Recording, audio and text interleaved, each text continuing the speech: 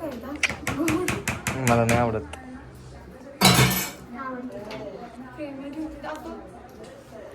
आता आपण याला फ्रीजर मध्ये नको ना, बर्फ होईल.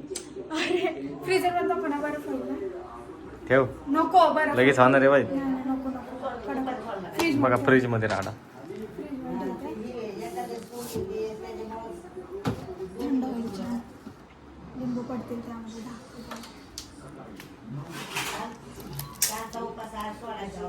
तू दिलंयस असं बघतोयस.